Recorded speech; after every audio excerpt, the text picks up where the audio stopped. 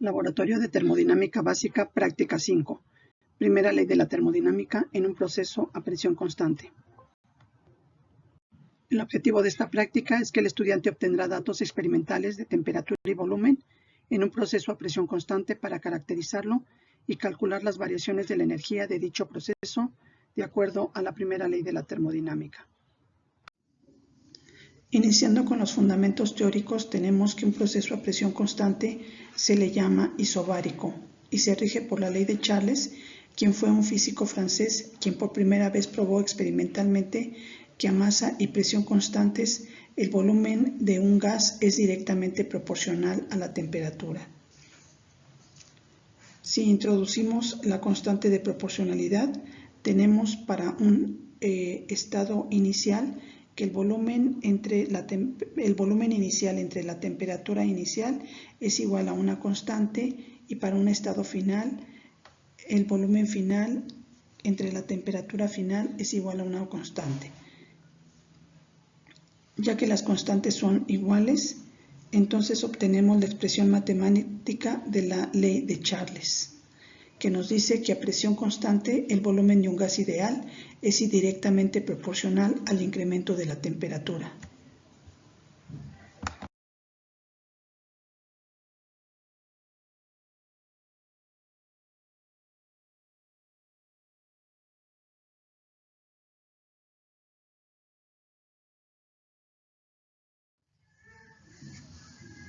La primera ley de la termodinámica es la ley de la conservación de la energía.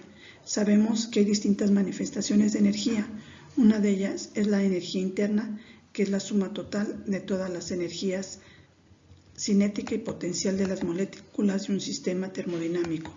Para un sistema cerrado sin desplazamiento, las variaciones de energía cinética y potencial con respecto a la referencia externa son cero, y la primera ley de la termodinámica se puede expresar como la variación de energía interna del sistema es igual a la variación del calor menos el trabajo, con símbolos delta U es igual a Q menos W.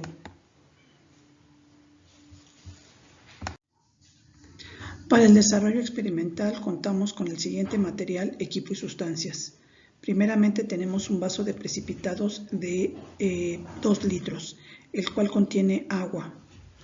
Dentro de ese vaso de precipitado con agua tenemos un matraz redondo de 250 mililitros aproximadamente, el cual contiene aire. Continuamos con un termómetro que tiene un intervalo de temperaturas entre menos 20 a 110 grados centígrados, un agitador de vidrio, un tripié de fierro, tela de alambre con asbesto, un mechero de Bunsen, una pinza doble para bureta y 2 pipetas unidas con una manguera. Finalmente también tenemos una manguera que une al matraz redondo de 250 mililitros con una de las pipetas que están unidas. Este es el esquema del equipo usado para la experimentación, pero en la siguiente diapositiva nos explicará uno de los profesores del laboratorio cómo es la experimentación más detalladamente.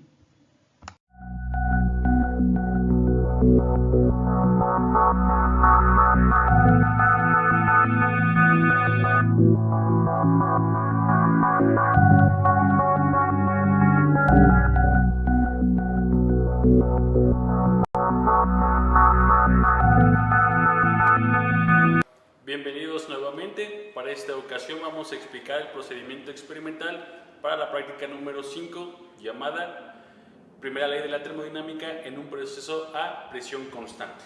El equipo que vamos a utilizar es el siguiente. Tenemos un sistema termodinámico que se encuentra sumergido en agua. La sustancia de trabajo para esta ocasión va a ser aire, el aire que vamos a considerar que es un gas ideal. Este sistema se encuentra unido a una manguera de látex, la cual se encuentra acoplada a 2 pipetas. Las pipetas, una consideramos que está en posición normal y otra pipeta que está posicionada de forma invertida. El procedimiento que vamos a hacer es el siguiente. Tenemos que asegurarnos que el menisco en la pipeta normal se encuentre en 0 y que el menisco en la pipeta invertida se encuentre a la misma altura. Lo que tenemos, vamos a realizar un calentamiento a nuestro sistema. Nosotros podemos observar que lo que se va a calentar es el agua y tenemos un agitador, el cual vamos a estar agitando constantemente para que haya un calentamiento homogéneo. Lo que vamos a observar es que conforme haya un incremento de temperatura en nuestro sistema termodinámico, el gas se va a ir expandiendo. Esto nosotros lo vamos a ir notando por el desplazamiento del menisco en la pipeta normal. Sin embargo, para mantener la presión constante, tenemos que hacer un movimiento vertical de la pipeta invertida para que los meniscos en todo momento se encuentren a la misma altura. ¿Cuál es la presión que se va a mantener constante? La presión ejercida por esta parte, o sea, la presión atmosférica, para lo cual necesitamos un valor de altura atmosférica que es de 0.585 metros de mercurio. Las mediciones que vamos a ir realizando de la altura de la pipeta es dependiendo de la temperatura que nuestro profesor nos vaya a asignar.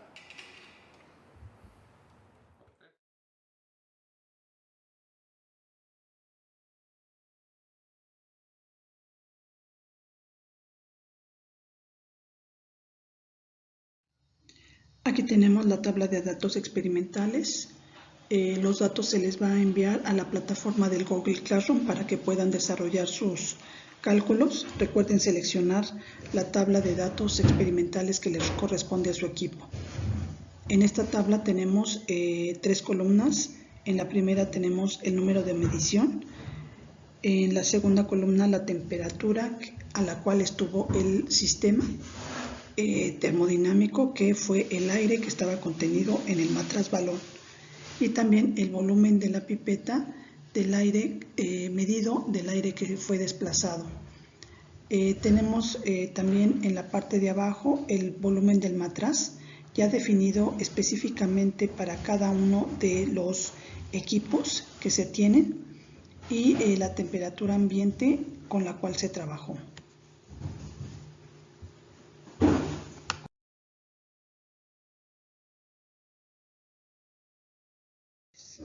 Primero tenemos el volumen total, que se va a determinar en centímetro cúbico, para lo cual tenemos la fórmula: volumen total es igual al volumen de la pipeta del aire desplazado más el volumen del matraz.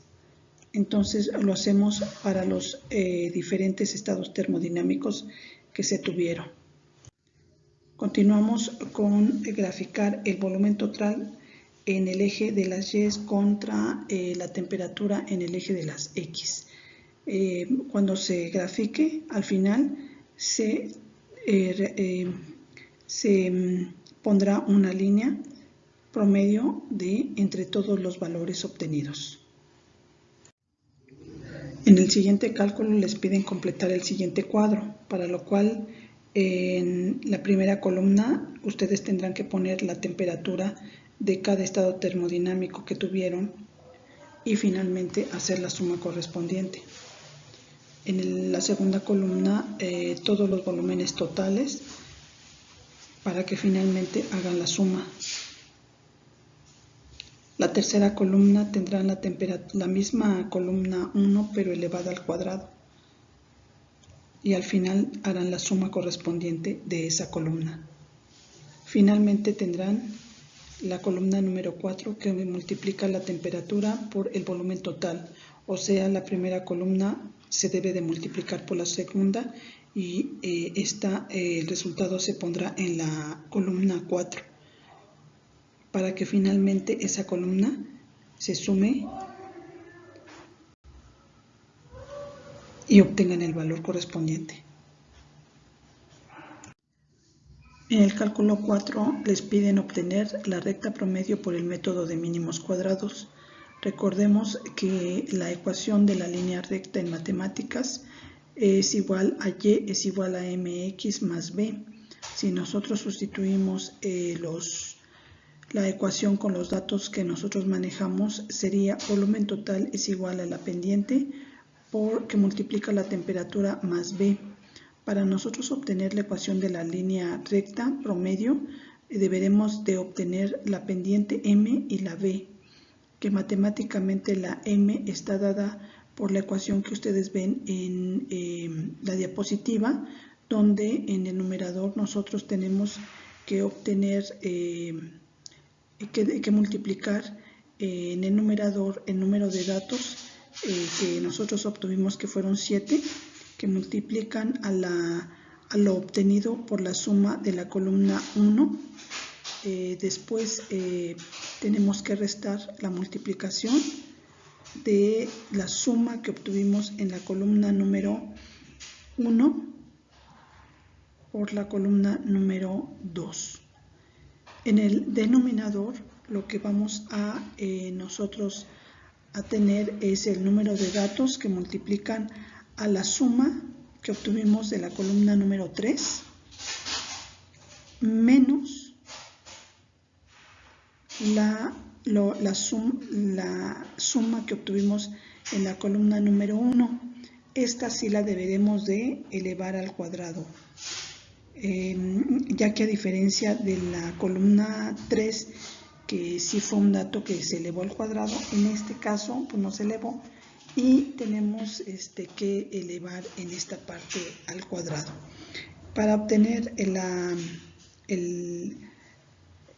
la B, que es la intersección que es de la ecuación de la línea recta con el eje de las Y al origen, entonces tenemos que B es igual a la suma que obtuvimos en la columna número 2 entre el número de datos menos lo que obtenemos de la pendiente, que multiplica a la suma de las temperaturas obtenidas en la columna 1 entre el número de datos. Para la pendiente M, el valor que les debe de salir aproximadamente entre 0 y 2. Si no tienen ese valor, entonces posiblemente tengan ahí un problema. Y bueno, para la B, más o menos van a tener valores de 200 y tantos, 230, 240, más o menos. Bueno, en el cálculo número 5 deben de sustituir el valor obtenido en el anterior cálculo de M y B en la ecuación de la recta y obtener nada más aquí la ecuación de la línea recta. Entonces ahí es solamente obtener ese dato. En el cálculo número 6 tienen que calcular con la ecuación anterior el volumen ajustado para cada valor de temperatura. Entonces lo van a hacer para cada estado termodinámico que obtuvieron. Con los datos de la tabla anterior van a construir la gráfica de los valores ajustados en el cálculo número 7 y ahora sí van a ver que perfectamente se alinean a una línea recta. Aquí podemos ver esta gráfica en donde la temperatura con respecto al volumen pues incrementa, es directamente proporcional. Entonces aquí se corrobora la ley de Charles. Para nosotros corroborar también la primera ley de la termodinámica, vamos a realizar el cálculo número 8, donde ya vamos a obtener el volumen total promedio. Entonces lo que hacemos es ya hacer la suma de todos los volúmenes ajustados, de todos los estados termodinámicos, entre el número de datos, que son 7. Esto ya lo cambian, como estaba en centímetros cúbicos, lo van a tener que cambiar a metro cúbico. El promedio también de la temperatura es haciendo la suma de todas las temperaturas entre el número de datos.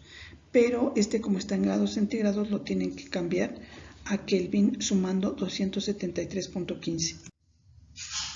La densidad del mercurio a la temperatura ambiente, bueno, aquí lo que vamos a hacer es sustituir la temperatura ambiente en el modelo matemático de la densidad. Y bueno, esto ya lo han hecho en otras ocasiones para que nosotros obtengamos una densidad en kilogramo metro cúbico. La presión atmosférica, bueno, aquí tenemos que la presión atmosférica es igual a la densidad del mercurio anteriormente obtenida por la G local por la altura barométrica en la Ciudad de México de 0.585 metros. Obtenemos los moles del aire del sistema, PV entre N entre RT. Ya tenemos todos los valores. La R que utilizamos es 8.314 pascal metro cúbico mol Kelvin. En el cálculo 13 van a obtener estos valores de R. CB 5 medios de R y CP 7 medios de R, donde R es igual a 8.314 joules por mol Kelvin. En el cálculo 14, la variación de la energía delta U es igual a CB, que ya lo obtuvieron anteriormente, que multiplica la diferencia de temperaturas. Aquí lo que vamos a hacer es que la temperatura final la van a tomar de 7, del estado termodinámico 7, menos la temperatura inicial, que va a ser del estado termodinámico número 1. El trabajo total realizado en el proceso lo obtienen mediante la ecuación trabajo es igual a menos la presión atmosférica, que multiplica a la diferencia del volumen ajustado final menos el volumen ajustado inicial. El volumen ajustado final será el 7 menos el volumen ajustado inicial será el del estado termodinámico 1.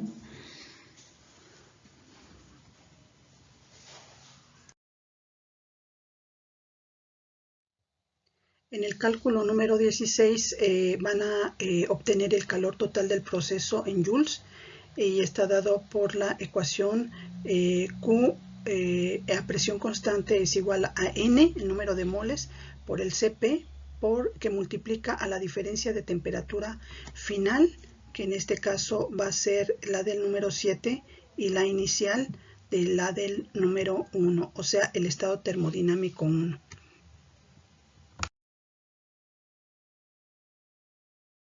Para poder comprobar que la primera ley de la termodinámica se cumple, tenemos que calcular el calor, pero en base a la primera ley de la termodinámica, que es igual a delta U menos el trabajo obtenido.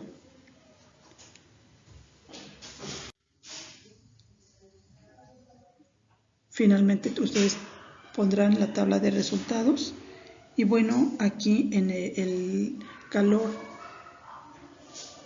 a presión constante del cálculo número 16 y del obtenido del número 17 tienen que ser iguales o muy cercanos.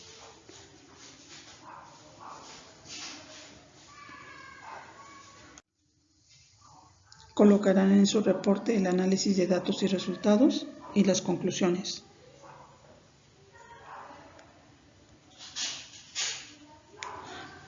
Les agradezco su atención y dejo de compartir. Si tienen alguna pregunta, por favor,